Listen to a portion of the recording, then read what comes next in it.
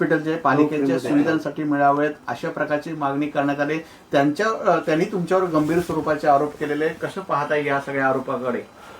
कसं आहे, मी या ठिकाणी आपल्याला माहीत आहे, मी या प्रभागामध्ये गेली 15 वर्ष स्थानिक नगरसेवक म्हणून काम करतोय. आणि ज्या वेळेला नागरिक आरोग्य केंद्राचा प्रश्न निर्माण झाला आमच्या या कॉलनीमध्ये, त्यावेळेला जो सेक्टर 12 प्लॉट नंबर 2 हा नागरिक आरोग्य केंद्रासाठी सिडकोकडे त्या ठिकाणी आरक्षण होतं. परंतु मी वारंवार महानगरपालिका आणि सिडको 2020-22 पासून त्या ठिकाणी पाठपुरावा करतोय की ऐरोलीमधली वाढती लोकसंख्या आणि आता सध्या आपण पाहताय की प्रभाग सिस्टम झाले, तर सेक्टर 4, सेक्टर 5, सेक्टर 6, सेक्टर 7, 8, 9, 10, 11, 12, 13, 14, 15, 16, 17, 18 या सेक्टरमध्ये कुठल्याही प्रकारे नागरिक आरोग्य केंद्र नाही आहे. माझी मागणी सुरुवातीपासून होती, आताही आहे, भविष्यातही राहील की ही आपण वाढती लोकसंख्या पाहता या ठिकाणी नागरिक आरोग्य केंद्र हे महानगरपालिकेने या ठिकाणी बनवण्यासाठी मी प्रयत्न केला. परंतु कोणाला खाजगी विकासाला सिडकोने प्लॉट तो अलॉट केला, विकला. ज्या वेळेला सिडकोने हे टेंडर काढलं त्यावेळेला सुद्धा माझी मागणी होती की हे टेंडर निघाला रद्द करावं आणि महानगरपालिकेने त्या ठिकाणी नागरिक आरोग्य केंद्राची सुविधा करून लोकांना या ठिकाणच्या स्थानिक नागरिकांना सुविधा कराव्या. परंतु कुठल्याही प्रकारे महापालिकेचं प्रशासन होतं, का दुर्लक्ष केलं मला माहीत नाही. आणि सिडकोने सुद्धा ह्या काही गोष्टी, महापालिका अनेक प्लॉट मागत होते परंतु काही झालं मला माहीत नाही. परंतु सिडकोने का तो प्लॉट विकला त्याचं सुद्धा आम्हाला माहीत नाही. तो डॉक्टर कोणी ते काळे आहेत का गोरे आहेत त्यांचा माझ्याशी कधीच संपर्क झाला नाही, माझं बोलणं पण नाही झालं. त्यामुळं माझं त्यांच्याबद्दल माझं दुमत नाही. परंतु मला माझ्या या ठिकाणच्या नागरिकांना नागरिक आरोग्य केंद्र पाहिजे. या ठिकाणी लोकांना नागरिक आरोग्य केंद्रासाठी रवाल्याला जावं लागतंय आणि रवाल्याला आपण जर आता जाऊन पाहिलं तर मोठी लाईन लागलेली असते. आणि या कॉलनीतली लोक ऐरोलीमधली रवाल्याला कशासाठी जातील? आपण महानगरपालिकेच्या माध्यमातून एवढी सुविधा चांगल्या पद्धतीने देतोय, तर प्रशासनाने याकडे सुद्धा दुर्लक्ष का केलं, कशासाठी केलं हे सुद्धा आमचा प्रश्न आहे. आणि माझा हा ठराव सभागृहामध्ये महासभेला आहे, मी मान्य करतोय, मी मांडलाय. आणि जनतेच्या हितासाठी, मी काय माझ्या स्वतःसाठी तो बंगला नाही बांधत आहे. मी त्या ठिकाणी मी जनतेसाठी, मी आज प्रतिनिधित्व करतोय.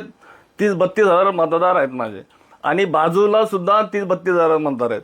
एवढी मोठी लोकसंख्या असताना या ठिकाणी आपल्या माहिती करता सांगतो, एक कंटेनर ठेवलाय नागरिक आरोग्य केंद्रासाठी. मग आपल्याला हे शोभतंय का? या प्रशासनाने एक कंटेनर ठेवलाय आणि ही जागा नागरिक आरोग्य केंद्रासाठीच होती. मी एखाद्या व्यक्तीने घेतलेला आहे, तुम्ही परत दावा करा असा आहे की तुमचं थेट भांडण असेल किंवा मागणी असेल ती सिडकोकडे. एखाद्याच्या प्रॉपर्टी सिडकोने ताब्यात दिल्यानंतर, विकल्यानंतर, ती पूर्णत्वास आल्यानंतर तुम्ही त्याच्यावरती ताब्यामध्ये घेणं हे कितपत योग्य आहे? मी महान नवी मुंबईकरांची एखादी शाळा पण ताब्यात घ्याल, एखादं घर पण कोणाचंही ताब्यात घ्याल. नाही, असं कसं शक्य आहे? मी एक आपल्या माहिती करत सांगतो की मी हे टेंडर म्हणजे ज्या वेळेला सिडकोकडून आम्ही टेंडर काढायच्या अगोदरपासून मागणी करतोय की हा प्लॉट हा नागरिक आरोग्य केंद्रासाठी महापालिकेने ताब्यात घ्यावा. मग महापालिकेने दुर्लक्ष का केलं? आदरणीय गणेशजी नाईक साहेबांनी सुद्धा या ठिकाणी टाउन प्लॅनिंग सांगितलं होतं की सीसी देऊ नका, तरी सुद्धा सीसी देण्यात आली. आणि या ठिकाणी महापालिकेने जागा ताब्यात घ्यावी, महापालिकेने सिडकोकडून ताबा घ्यावा.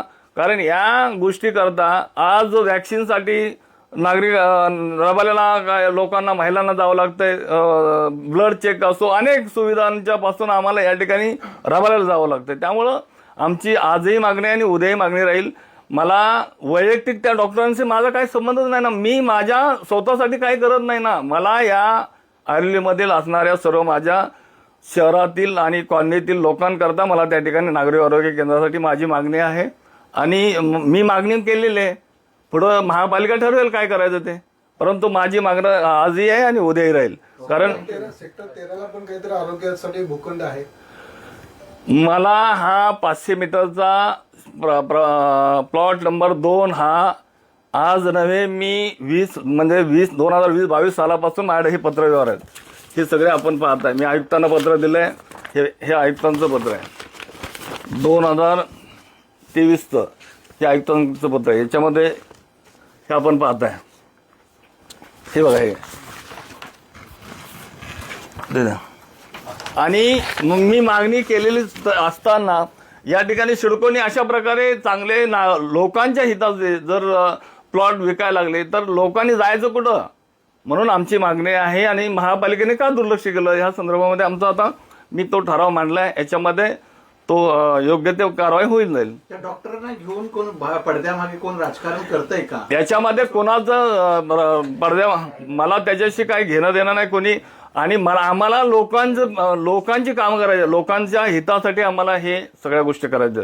त्यामुळं मी माझ्या वैयक्तिकसाठी कुठल्या गोष्टीचं याच्यामध्ये मी मानत नाही. हॉस्पिटल हे लोकांकरता झालं पाहिजे आणि नागरिकांकरता आमची मागणी रास्त आहे आणि लोकांच्या हिताची आहे. त्यामुळं कोणी काय करतंय आम्हाला लोकांचं पडलेलं आहे, आम्ही लोकांना बांधलेलं आहोत. आणि ज्या पद्धतीनं आदरणीय गणेशजी नाईक साहेबांचा एक कार्यकर्ता म्हणून या ठिकाणी काम करतो, माझं स्वतःचं मत आहे की या प्रभागामध्ये नागरिक आरोग्य केंद्र हे अनेक लोकांची मागणी आहे, रहिवाशांची मागणी आहे, माता भगिनींची मागणी आहे, ज्येष्ठांची मागणी आहे. त्यामुळं या ठिकाणी नागरिक आरोग्य केंद्र हे व्हायलाच पाहिजे. आणि याच्यासाठी प्रशासन आता काय करतंय आपण पुढे नक्की बघू. धन्यवाद. प्रशासकीय राजकोटीमध्ये कुठेतरी हा